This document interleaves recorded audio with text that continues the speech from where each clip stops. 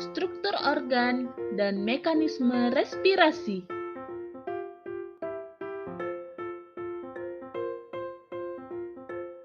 Setiap saat, sel-sel tubuh kita membutuhkan oksigen dan kita mendapatkannya dengan cara bernapas. Untuk itu, tubuh kita dilengkapi saluran dan organ-organ yang membentuk sistem pernapasan. Apa saja ya organ-organnya dan bagaimana struktur dan fungsinya? Nah, untuk menjawab pertanyaan tersebut, ayo simak penjelasan video berikut ini. Bernapas adalah proses menghirup oksigen dari lingkungan ke dalam tubuh dan mengeluarkan karbon dioksida dari dalam keluar tubuh. Tapi, mengapa oksigen yang harus kita ambil dan karbon dioksida yang kita keluarkan? Ternyata oksigen akan dibawa oleh peredaran darah ke sel-sel tubuh yang nantinya akan menghasilkan energi untuk kita bisa beraktivitas. Sedangkan karbon dioksida itu adalah limbah metabolisme. Namanya limbah, harus dibuangkan, karena jika tidak, itu akan mengganggu fungsi tubuh. Pernapasan manusia terbagi menjadi dua bagian, yaitu pernapasan atau respirasi eksternal dan pernapasan atau respirasi internal. Tapi bedanya apa ya? Yuk kita bahas. Pernapasan eksternal adalah pertukaran oksigen dan karbon dioksida yang terjadi di paru-paru. Sedangkan pernapasan internal adalah pertukaran oksigen dan karbon dioksida antara sel darah merah di dalam pembuluh kapiler dengan jaringan di dalam tubuh. Saluran dan organ pernapasan terdiri dari rongga hidung atau kafumnasi, faring, laring, trakea, dan paru-paru atau pulmo. Nah, di dalam paru-paru terdapat saluran pernapasan lainnya, yaitu bronkus, bronkiolus, dan alveolus. Mula-mula, udara masuk ke dalam rongga hidung. Di dalam rongga hidung terdiri dari lubang hidung atau nostril yang berfungsi sebagai tempat udara masuk ke tubuh.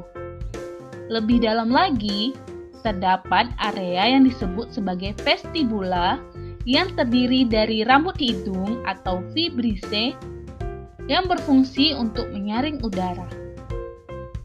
Kemudian ada konka atau turbinat yang berfungsi untuk memperluas permukaan rongga hidung agar udara bisa terkena kontak dengan lapisan mukosa. Nah, jadi melalui lubang hidung, adanya rambut hidung dan kontak dengan mukosa menyebabkan hidung berfungsi dalam memasukkan udara, membersihkan udara, serta menghangatkan dan melembabkan udara. Nah, pernahkah kamu berada di tempat yang dingin sekali? Misalnya, kamu lagi liburan ke daerah yang bersalju atau kamu lagi hiking di gunung. Biasanya, udara yang dingin itu bisa membuat hidungmu menjadi meler, kan? Mengapa hal tersebut bisa terjadi? Di dalam rongga hidung terdapat lapisan yang disebut dengan lapisan mukosa. Lapisan ini disusun oleh epitel berlapis semu bersilia dengan banyak sel goblet. Nah, sel goblet ini bisa menghasilkan lendir atau mukus. Kalau kita lagi di gunung, udaranya dingin dan cenderung kering. Jadi, ketika kita menghirup udara dingin dan kering itu, tubuh kita bakal berusaha lebih kuat untuk melembabkan udara tersebut. Nah, di sini otak kita akan merangsang pada bagian pertahanan hidung untuk memproduksi mukus lebih banyak dan pada bagian silia bergerak lebih lambat. Hasilnya, hidung kamu jadi meler. Unik banget ya. Kalau udara sudah disaring di hidung, udara yang kita hirup akan masuk ke bagian saluran pernapasan selanjutnya, yaitu faring atau tekak. Faring ini merupakan saluran bersama antara sistem pernapasan dan sistem pencernaan kita. Makanya, kamu juga dapat bernapas lewat mulut saat hidungmu tersumbat. Tapi pernah kepikiran gak sih, Mengapa makanan yang kamu makan itu masuknya ke lambung dan tidak masuk ke paru-paru? Padahal kan makanan dan udara yang kamu hirup sama-sama melewati bagian leher.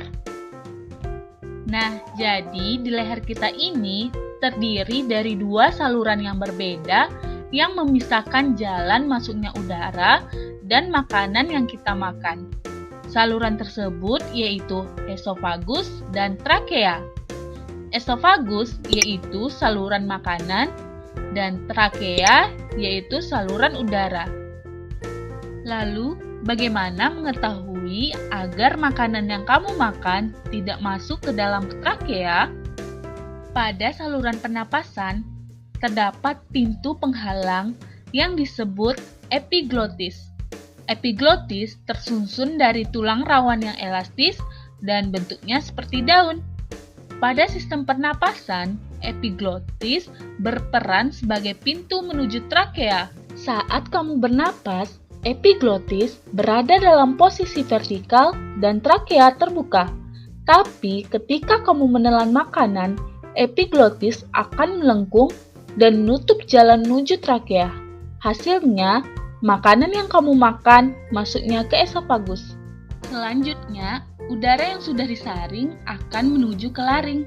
Laring atau pangkal tenggorokan berbentuk pipa pendek berukuran lebih kurang 5 cm. Fungsi utama laring yaitu untuk mengatur udara yang masuk dan keluar dari sistem pernapasan. Nah, di pangkal laring terdapat epiglotis yang berfungsi untuk menjaga agar makanan dan minuman tidak masuk ke dalam trakea. Setelah menuju paring, udara masuk ke trakea, yaitu saluran pernapasan yang menuju ke paru-paru. Trakea tersusun atas tulang rawan berbentuk cincin sebanyak 16-20 cincin. Dinding trakea tersusun oleh jaringan epitel berlapis semu bersilia yang berfungsi untuk menyaring udara. Jadi, fungsi trakea yaitu untuk menyalurkan udara ke bagian selanjutnya dan memastikan udara yang melewatinya bersih dari partikel asing. Di ujung trakea terdapat percabangan yang disebut dengan bronkus. Karena merupakan cabang dari trakea, bronkus memiliki struktur yang mirip dengan trakea, yaitu bronkus tersusun atas cincin tulang rawan, dindingnya juga tersusun epitel berlapis semu bersilia yang bisa menghasilkan mukus. Bronkus berfungsi sebagai penyalur udara dari trakea ke saluran selanjutnya dan memastikan udara yang melewati bronkus itu bersih. Di dalam paru-paru, bronkus bercabang-cabang lagi menjadi saluran yang lebih kecil yang disebut sebagai bronkiolus. Beda halnya dengan bronkus, struktur bronkiolus tidak diselubungi oleh cincin kartilago. Bronkiolus tersusun oleh jaringan epitel bersilia dengan bentuk silindris dan kuboid. Di bronkiolus terdapat otot yang bisa berkontraksi dan relaksasi untuk mengubah diameternya. Di dalam paru-paru terdapat gelembung-gelembung yang sangat kecil dan berdinding tipis yang disebut sebagai alveolus. Alveolus berfungsi sebagai tempat pertukaran gas oksigen dan karbon dioksida. Alveolus bisa membesar saat udara masuk dan mengecil saat udara dilepaskan. Setiap alveolus dilengkapi oleh pembuluh kapiler. Nah, disinilah oksigen dapat masuk ke pembuluh darah kapiler dengan proses difusi. Oksigen yang ada di kapiler akan menuju ke jantung dan dipompa ke seluruh tubuh. Oksigen yang telah diikat oleh hemoglobin di dalam sel darah merah akan dilepaskan di dalam sel tubuh yang membutuhkan oksigen untuk menghasilkan energi. Nah, istilah ini disebut dengan respirasi sel. Alveolus, bronkiolus, dan bronkus adalah organ yang menyusun paru-paru atau pulmo. Struktur paru-paru di dalam tubuh kita terbagi menjadi dua bagian, yaitu paru-paru kanan dan paru-paru kiri. Paru-paru kanan memiliki ukuran yang lebih besar dan terbagi menjadi 3 lobus, sedangkan paru-paru kiri memiliki ukuran yang kecil dan terbagi menjadi 2 lobus. Paru-paru terletak di rongga dada. Antara rongga dada dan rongga perut, terdapat sebuah pembatas yang disebut sebagai diafragma. Sekat inilah yang nantinya akan berguna dalam proses mekanisme pernapasan manusia. Nah, saat kita bernapas, terjadi 2 mekanisme pernapasan, yaitu pernapasan dada dan pernapasan perut. Proses pernapasan terdiri dari inspirasi dan ekspirasi. Inspirasi yaitu pernapasan ketika udara masuk ke dalam paru-paru, sedangkan ekspirasi yaitu ketika udara keluar dari paru-paru. Pernapasan dada. Saat terjadinya inspirasi, otot antar tulang rusuk berkontraksi, volume rongga dada membesar, tekanan di dalam paru-paru mengecil, sehingga menyebabkan udara atau oksigen masuk ke dalam paru-paru. Sedangkan saat ekspirasi, otot antar tulang rusuk relaksasi, volume rongga dada mengecil, tekanan di dalam paru-paru membesar, sehingga menyebabkan udara atau karbon dioksida keluar dari paru-paru. Pernapasan perut.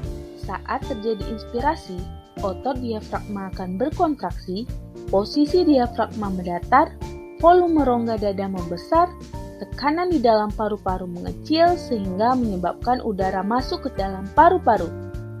Sedangkan saat ekspirasi, otot diafragma akan relaksasi, posisi diafragma melengkung, volume rongga dada mengecil, tekanan di dalam paru-paru membesar sehingga menyebabkan udara keluar dari paru-paru.